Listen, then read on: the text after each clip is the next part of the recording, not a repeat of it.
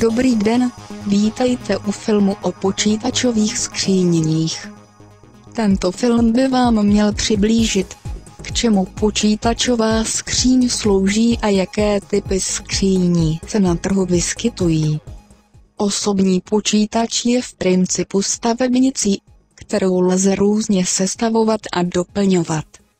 Základem je vždy základní deska, k níž se připojují další komponenty.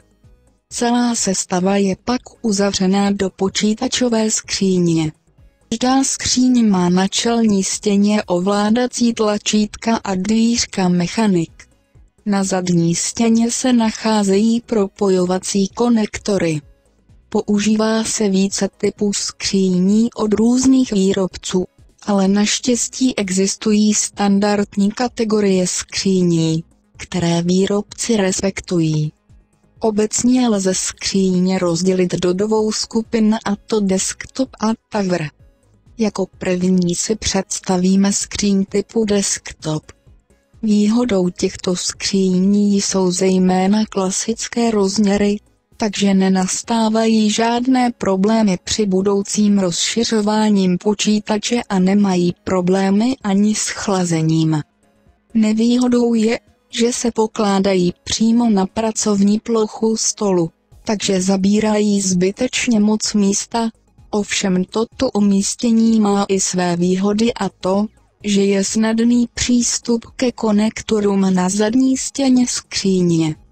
Skříň je navržena tak, aby unesla monitor, ale moderní velké monitory jsou pro skříň příliš těžké. Měli bychom se řídit pravidlem, že se na skříně typu desktop nesmějí stavět monitory větší než 17 palců.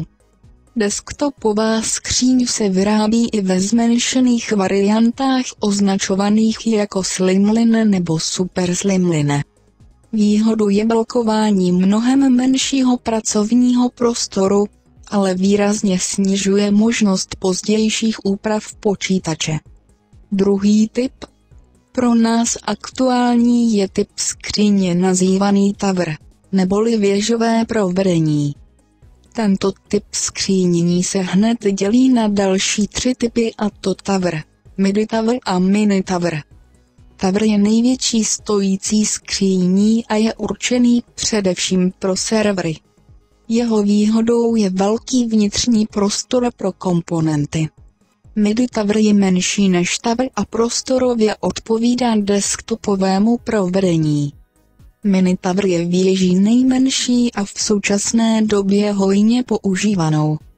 Jeho prostor postačuje pro běžné komponenty kancelářských počítačů. Skříně typu tower je vhodnější umístit pod speciální poličku pod stůl. Rozměry skříní se od různých výrobců mohou lišit. Rozměry jsou odvozeny od velikostí základních desek. Většina větších skříní nabízí montážní pozice pro několik rozměrů základních desek. Malé skříně již tak univerzální nejsou a montáž více druhů desek nebývá možná. Výrobce udává, pro jaké typy základních desek je skříň určena. Důležitou vlastností počítačové skříně je počet dílů, které do ní umístíme. Pozice jsou dvou velikostí, a to 3,5 a 5,25 palců. Doufám, že vám tento film přiblížil, k čemu počítačové skříňky slouží.